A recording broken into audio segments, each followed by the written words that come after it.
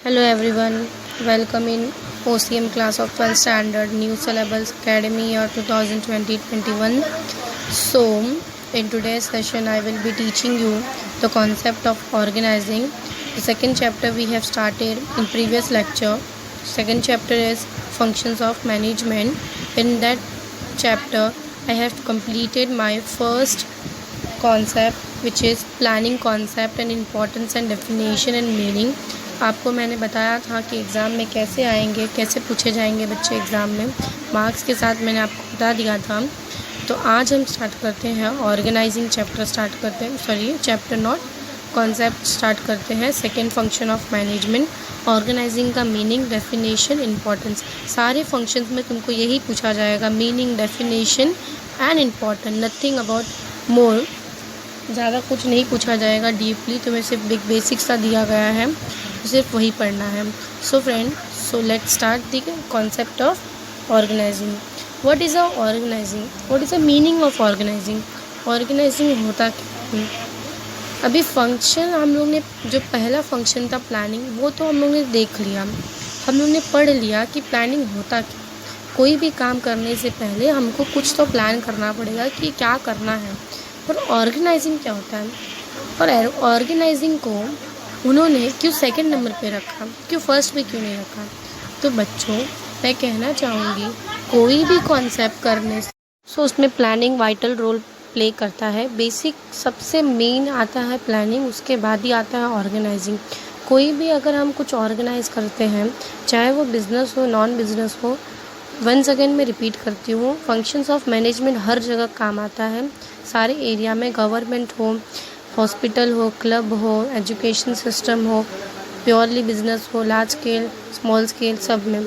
तो वो चाहे कोई भी प्रकार का बिजनेस हो, सब में फंक्शंस ऑफ मैनेजमेंट आएगा।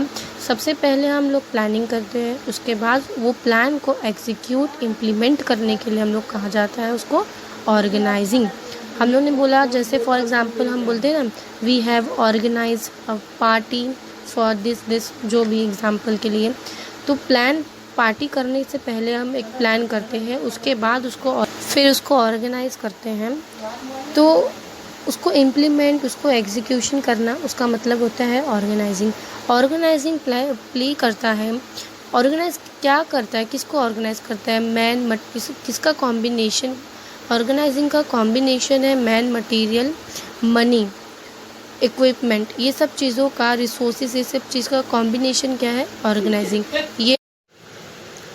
ये हो गया हमारा मीनिंग। अब डेफिनेशन की बात करते हैं। The term organisation is use to denote the structure. It is a unit or a group of people who came together to achieve a common goal, whereas the organizing is a process and function. Same of the definition are as follows.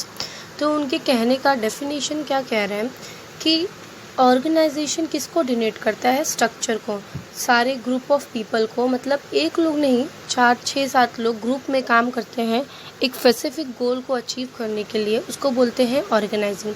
अभी 3 author का यहाँ पे definition दिया गया है।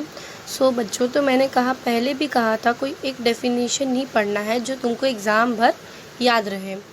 तो पहला definition easy है, तो वही पढ़ते हैं।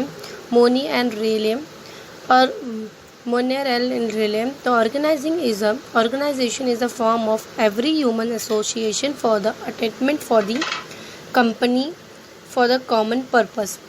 तो कोई भी ऑर्गेनाइजेशन में जो ह्यूमन अटैचमेंट, मतलब जो भी उन्होंने अटेनमेंट करते हैं फॉर दी कंपनीज। तो ये हमारा मीनिंग, डेफिनेशन कंप्लीट होता है। अब आते हैं हम इम्पोर्टेंस ऑफ ऑर्गेनाइजिंग। क्या क्या उसके इम्पोर्टेंस है वो बताती हूँ मैं। 10 पॉइंट्स है, कोई भी 7 to 8 पॉइंट्स लर्न करो, और इजी है। अगर हेड पॉइंट याद कर लिया तुम, उसके अंदर का मटेरियल तो खुद तुम एक्सपर्ट हो लिखने में, अपने ओन लैंग्वेज में लिख सकते हो। पर एग्जाम्पल के साथ एक बार मेरा कॉन्सेप्ट क्लियर, कोई भी चीज़ों को कॉन्सेप्ट क्लियर कर लोगे तो वो अपने आप से आप लिख सकते हो। तो रीड करती पहले इम्पोर्टेंस, 10 के टोटल 10 है। Facilitate administration as well as operation, bring specializations, define the job properly, clarifies authority and responsibility, establish the coordinations, help for effective administrations, helpful for the growth and diversifications, create the sense of security, scope of innovations, helps in optimum utilization of resources। एक सबसे पहला जो है दो, इसके अंदर दो या तीन, दो तीन ऐसा मतलब है जो हर कॉमन तुम लिख सकते हो फंक्शंस ऑफ मैनेजमेंट में। ये लास्ट वाला जो है ना, helps in optimum utilisation of resources, ये हर कॉलेज में तुम हर आंसर्स में तुम ये चीज़ लिख सकते हो। कॉमन पॉइंट, तो कभी भी कॉमन पॉइंट उठाने का, कॉमन पॉइंट हमेशा याद भी रहता है और तुम लिख भी सकते हो। तो ये हो गया 10 के 10 इम्पॉर्टेंस ऑफ ऑर्गेनाइजिंग। तो उसको अभी एक एक करके मैं स्टेप बाय स्टेप एक्सप्लेन करती हूँ एग्जाम्पल के साथ। सो स्टार्ट करते हैं। पहले facilitate administrative and administrations as well as the operational organizing process leads to identify and the group activity grouping and assigning the activity in the task of administration where the processing according to its operational activity। अगर तुम अच्छे से organising को, जो task हम लोग employees को देते हैं, टास्क असाइन करते हैं, एम्प्लॉयज़ काम करते हैं, अगर ग्रुपली एक्टिविटी अच्छे से होगा ऑपरेशन तो इफ़ेक्टिव आएगा। Duplication of work is restricted and effective. अभी जो वर्क प्रॉपर नहीं होता था, जिसमें घपला होता था, वो काम हट के और उसमें इफ़ेक्टिवनेस आएगा। तो ये हो गया facilitate administration as well as the operation. Bring specialisation, अभी कोई भी ऑर्गेनाइज कर रहे हो तो अलग अलग जो एरिया के जो लीडर्स है, स्पेशलाइज्ड लोग हैं, स्किलफुल पीपल है, हम लोग उसी को पॉइंट करते हैं। Organisational structure is a network of relation in which the work is divided into the unit and department. मैंने बोला जैसे जितने भी एरियाज़ पे होंगे, जो फाइनेंस डिपार्टमेंट का, वो फाइनेंस डिपार्टमेंट का काम करेगा, जो परचेज डिपार्टमेंट का है वो परचेज डिपार्टमेंट का काम करेगा, जो HR जो वो फील्ड में स्पेशलाइज्ड है तो उससे स्पेशलाइजेशन बढ़ जाता है अपने कंपनी में, अपने ऑर्गेनाइजेशन में।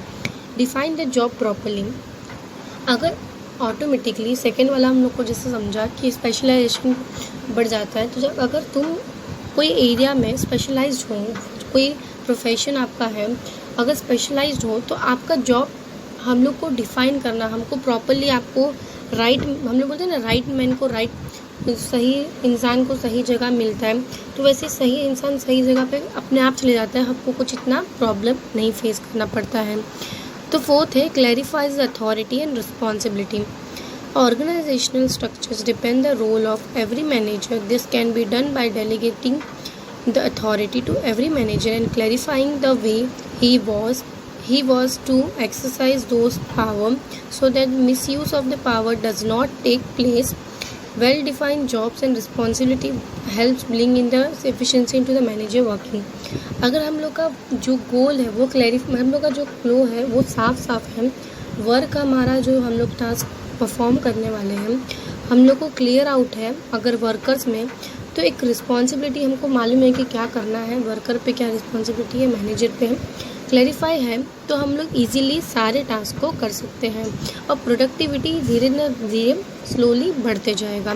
स्टेब्लिश कोऑर्डिनेशन, अगर ऑर्गेनाइज हम कुछ कर रहे हैं तो एक दूसरों के अंदर जो कोऑर्डिनेशन है, म्यूचुअल अंडरस्टैंडिंग है, सारे अलग अलग डिपार्टमेंट ऑफ ऑर्गेनाइजेशन, अगर कोई मिसअंडरस्टैंडिंग है तो वो एक तरीके से दूर हो जाता है और स्मूथ फंक्शनिंग चालू हो जाता है। हेल्प फॉर इफेक्टिव एडमिनिस्ट्रेशन, अभी अगर हर काम अच्छे से होगा, ऑर्गेनाइज हम लोग ने वेल किया है, this function determine the different position, department activity, the role are clearly structure, the utmost care is taken while placing the right person in right job with the right authority. अगर जो आदमी जिस area में specialise है, अगर वही area का काम उसको हम लोग सौंपेंगे, रिस्पॉन्सिबिलिटी देंगे, अथॉरिटी देंगे, तो ऑटोमेटिकली इफ़िशेंसी बढ़ेगी, प्रोडक्टिविटी बढ़ेगी। तो सेवेंथ पे आते हैं helpful for the growth and diversification. हमारे कंपनी का अगर हम स्पेशलाइजेशन लोगों को अपॉइंट करेंगे, हायर करेंगे, तो सारा काम हमारा क्लैरिफाई रहेगा, क्लियर आउट रहेगा, हमारा प्लान एकदम सक्सेसफुल प्लान रहेगा। तो ग्रोथ, कंपनी में ग्रोथ, ऑर्गेनाइजेशन में ग्रोथ इंक्रीज होने का चांसेस ज़्यादा बढ़ जाएगा। Create sense of security. Organizational structure clarify the job position. It clearly stated the duties and responsibility of everyone. अभी हम लोगों ने कोई फंक्शन ऑर्गेनाइज किया है हमारे घर पे, फैमिली फंक्शन, जिसको क्या काम करना है हम लोगों ने पहले ही क्लैरिफाई कर दिया, अथॉरिटी रिस्पॉन्सिबिलिटी दे दिया है, जिसकी वजह से जो सिक्योरिटी रहता है वो बढ़ जाता है, चांसेस उसका बढ़ जाता है कि हाँ ये इसका काम है तो ये वो टाइम पे वो काम कंप्लीट कर देगा। अभी एक सिंगल मैन तो कोई काम नहीं कर सकता, वो ऑर्गेनाइज भी नहीं कर सकता, इसलिए ऑर्गेनाइजेशन को भी कहा गया group of association of person. Help in ninth scope for innovation. अभी जब प्लानिंग तुम्हारा अच्छा हुआ, ऑर्गेनाइजिंग अच्छा हुआ, तो इनोवेशन ऑटोमेटिकली तुम्हारा बढ़ने ही वाला है, और तो इनोवेशन काफ़ी बढ़ जाता है इस चांसेस में। Organisation function clears the role and activity to be perform. Employees can work by the using the new ideas. अभी इसमें चांसेस क्या, अभी जो एम्प्लॉयज़ होते हैं उनको भी हम लोग इनिशिएट देते हैं कि आपके पास कोई न्यू आइडियाज़ है तो आप हमको दे सकते हैं, अडॉप्ट कर सकते हो ऑर्गेनाइजेशन में। फिर लास्ट है help in optimum utilisation of resources. ये मैंने कहा कि हर एक कॉमन एक आया है, सब में फंक्शंस ऑफ है, तो एक कॉमन तुमको लर्न होने ही वाला है। अगर सब बराबर से यूज़ करेंगे, स्पेशलाइज जॉब होगा, स्पेशलाइज पर्सन होंगे, स्किल्ड फुल पर्सन होंगे, तो जितनी भी रिसोर्सेज हम यूटिलाइज़ करेंगे, क्योंकि वैसे भी लिमिटेड है, स्कैर है रिसोर्सेज, तो हम लोग स्पेशलाइज लोगों से राय लेके, उनके डिसीजन लेके हम लोग अच्छे से ऑप्टिमम यूटिलाइजेशन कर सकते हैं और अपना प्री डिटरमाइंड गोल्स अचीव कर सकते हैं। तो ये टॉपिक रहा हमारा ऑर्गेनाइजिंग। अब हमारा नेक्स्ट टॉपिक आएगा।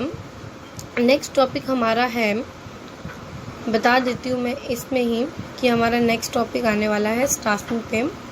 हम लोग नेक्स्ट टॉपिक स्टाफिंग पे मिलेंगे, स्टाफिंग पे डिस्कशन करेंगे। Same meaning, definition and importance सब में सेम है। सो मैं अपना वीडियो एंड करना चाहती हूँ और आपसे एक प्यारा सा मैसेज है कि अगर आपको वीडियो अच्छी लगती है तो आप शेयर करिए, लाइक करिए, शेयर करिए, लाइक करिए और सब्सक्राइब करिए हमारे चैनल को। आप तुम्हारे फ्रेंड्स में ज़्यादातर शेयर करो, उन्हें हेल्पफुल रहेगा। Stay home, stay safe, bye bye.